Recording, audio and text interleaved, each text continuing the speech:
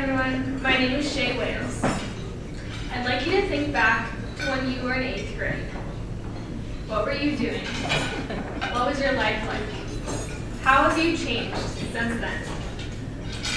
Now I'm going to give you a glimpse into my life 4 years ago. There's this saying that goes, death comes in threes. Well, that year, it didn't seem too far off. My dad's best friend, Willie, had died just before I started school. He was an energetic and active 50-year-old who had been diagnosed with stage 4 lung cancer just 6 months before his death. On January 11, 2009, at the age of 73, my dad's mother, Grandma Joyce, died from COPD just 4 days before we were going to visit. Then only days after Joyce's death, my mom's father, Grandpa Mike, was hospitalized and decided to finally tell us that he had AIDS. To most kids, grandparents are the sweet old people that you visit during the holidays. But Grandpa Mike was more than just that to me. He was my first and best friend, and my constant playmate.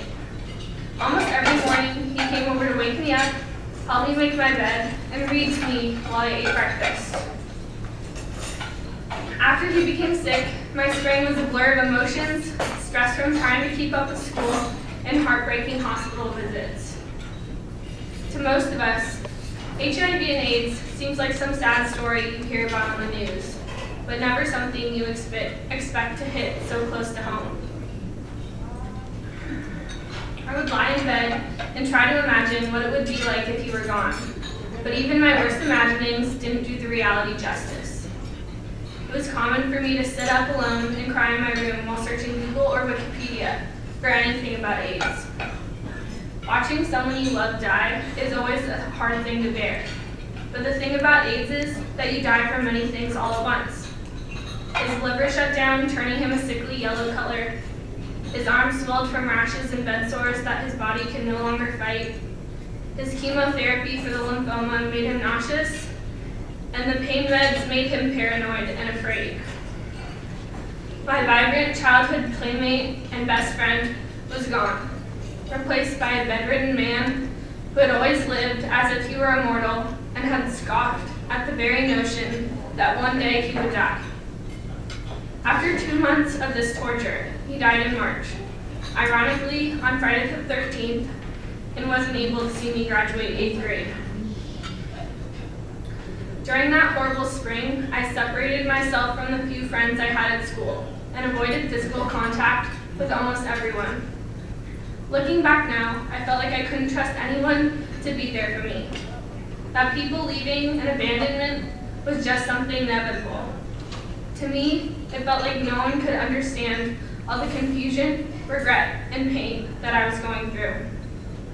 No one could have told me that by the end of the summer and my Girl Ventures Transitions course, my outlook on life would change so significantly. There is something indescribable about backpacking. It is the satisfaction of carrying everything you will need on your back. It is a mental challenge of putting one foot in front of the other, no matter how many mosquitoes, blisters, or miles you have traveled through.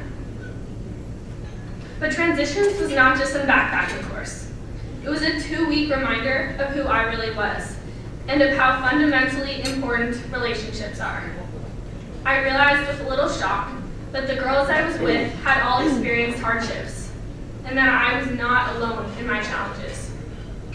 This was a revelation for me, that I could trust someone with my story and that they could trust me with theirs. The vast and majestic landscapes that our course passed through gave me a new sense of perspective, showing me how fleeting our troubles are. And time passes. Suddenly I'm standing here before you all, almost 18. I don't need the same things I did 5 years ago when I entered my first Girl Ventures course. But Girl Ventures has an app for that. And by app, I mean job application. Last summer, I was honored to be the assistant instructor for the 2012 Transitions course. Being an AI on this course was even more poignant for me because it had such a large impact on my life when I participated in it as a student. Those 2 weeks were a fast track into adulthood, and my greatest challenge was the cultivation of true independence. On course, my instructor team was always there for me if I needed them, but it was a level of support that I had never encountered before. They didn't treat me like a student. They didn't look to see if I had brushed my teeth or if my bag was packed properly. It was my responsibility to take care of myself on the most basic levels, and because of that, I developed a new kind of leadership, independence, and confidence over the course. I learned to plan ahead, measure my impact, and take care of others. So I guess you could say that I am one of the many success stories that make up the Girl Ventures alumni. I've been lucky enough to have experienced Project Courage, transitions, 4 terms on the Girls Advisory Board, a logistics internship, and 2 assistant instructor positions.